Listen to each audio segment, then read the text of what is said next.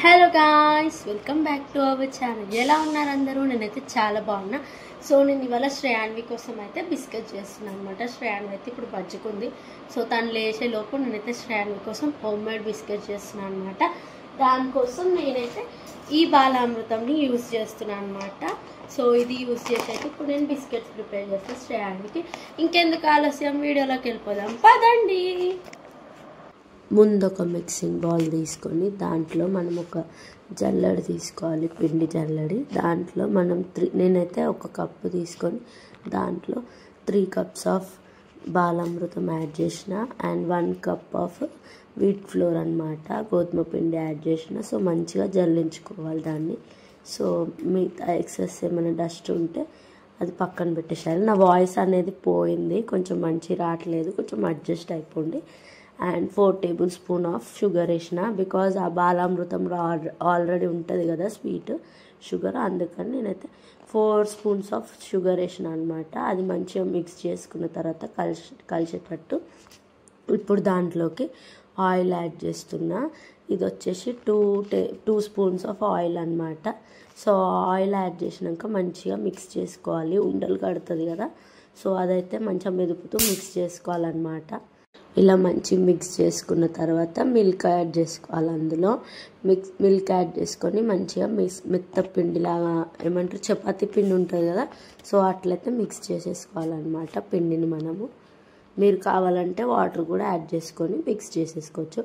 So ఇలా పిండిలాగా ready అయినాక, చపాతీ పిండిలాగా, దీన్ని పక్కన పెట్టేసేయండి. నెక్స్ట్ ఇంకా మనం చపాతీ చేసుకునేది ఉంటుంది కదా, సో అదైతే తీసుకొని కొంచెం కొంచెం ముద్దలుగా కట్టుకొని ఆ పిండిని మంచిగా ఉండలు కట్టేసుకొని ఇప్పుడు దాంతోనైతే మనం ఇప్పుడు బిస్కెట్స్ చేయాలన్నమాట.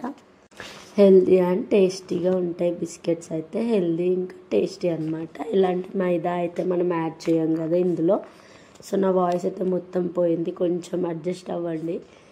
అండ్ ఇట్లా చపాతీ కర్రతోనైతే ఇట్లా ఒత్తుకోవాలి మన ఈ పిండి ముద్దని, మంచిగా ఈవెన్గా స్ప్రెడ్ చేసుకోవాలన్నమాట. సో ఇది only maida or only wheat flour కాదు కదా, సో షుగర్ అవన్నీ యాడ్ చేసినాం కాబట్టి కొంచెం ఇట్లా పగిలినట్టు అవుతుంది పిండి. సో దాన్ని అయితే కవర్ చేస్తూ తీసేసుకోండి పిండిని. నెక్స్ట్ ఒక చిన్న రౌండ్ గిన్నె తీసుకొని చందమామ బిస్కెట్స్ లాగా అయితే నేను రెడీ చేసుకుంటున్నాను. ఈ షేప్లో మనకు నచ్చిన షేప్లో మనమైతే రెడీ చేసుకోవచ్చు అనమాట. సో దాని కొన నుంచి ఇట్లా కట్ చేస్తూ ఉంటే మనకైతే ఆ షేప్ వస్తుంది అనమాట. చూడండి ఎంత చక్కగా షేప్స్ వచ్చినాయో, మనకి సేమ్ చందమామ బిస్కెట్స్ లాగానే ఉన్నాయి కదా. సో ఇట్లనే అన్నీ ప్రిపేర్ చేసుకొని కొద్దిసేపు ఒక ½ అన్ అవర్ అట్లా గాలికి పెట్టండి. అండ్ నెక్స్ట్ మనం స్టవ్ ఆన్ చేసి ఇంట్లో ఇడ్లీ కుక్కరు లేకపోతే పెద్దది ఏదైనా పాత్ర ఉంటుంది కదా, అది తీసుకొని దాన్ని కొంచెం ప్రీ హీట్ అయితే చేసుకోవాలన్నమాట. సో ఓవెన్ ఉన్న వాళ్ళు ఓవెన్లో పెట్టేసుకోవచ్చు.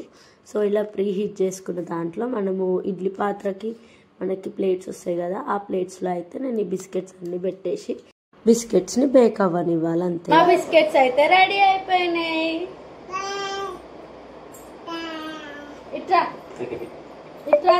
పాప ఎట్లా అంటే నేను టేస్ట్ చూసి అది మంచిగా ఉంది అనే వరకు ఏదైతే ముట్టుకోదు, ఎవరు ఏమి ఇచ్చినా తీసుకోదు అనమాట.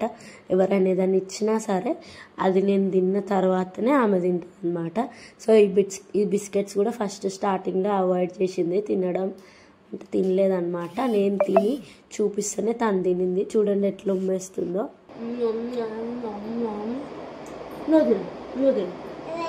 నువ్వు తిన్న కొంచెం టేస్ట్ చూడు, బాగుందా?